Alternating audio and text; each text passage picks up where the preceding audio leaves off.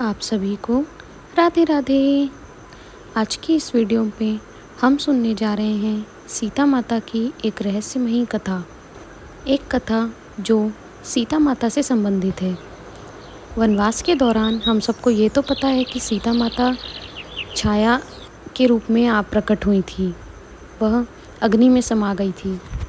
आज हम सुनेंगे वो कहानी जिसमें हमें पता चलेगा कि जो सीता माता छाया के रूप में आई थी वो कौन थी और कैसे प्रकट हुई थी, और जो सीता माता थी वो कहाँ गई और कैसे गई।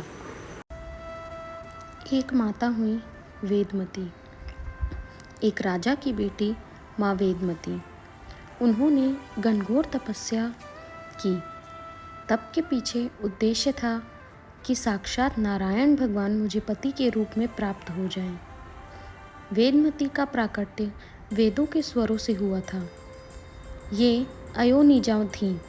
माता पिता इनके वैसे भले ही थे, पर इनका जन्म उनसे नहीं हुआ था। एक प्रकार से वेद ही वेदमती थी। वेदमती ने बहुत तपस्या की नारायण को पाने के लिए।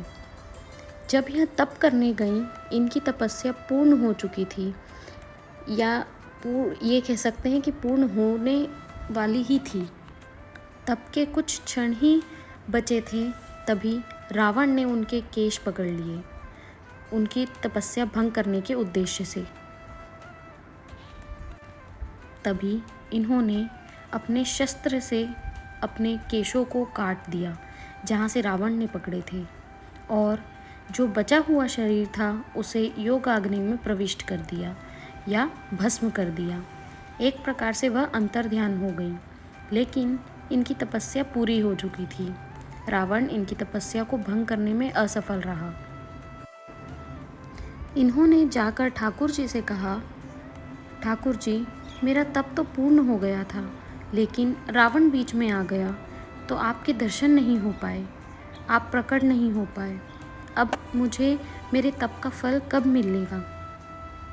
तो ठाकुर जी बोले, हम राम बनकर आ रहे हैं, और जब हम दुष्टों का दलन करने वन में जाएंगे तो सीता जी उस भयाभय रूप को देख नहीं पाएंगी, इसलिए सीता जी पावक में प्रवेश कर जाएंगी।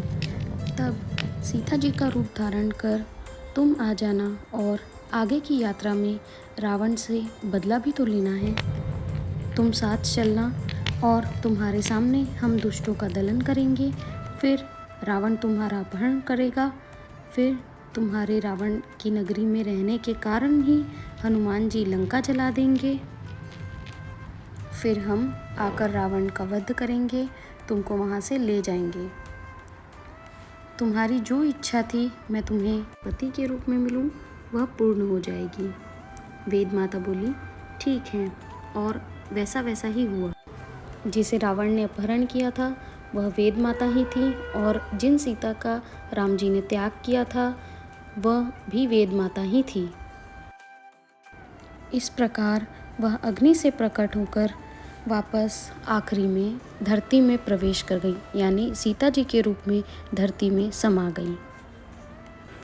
अगर आपको वीडियो पसंद आई हो तो इसे please like, share and subscribe ज़रूर कीजिएगा।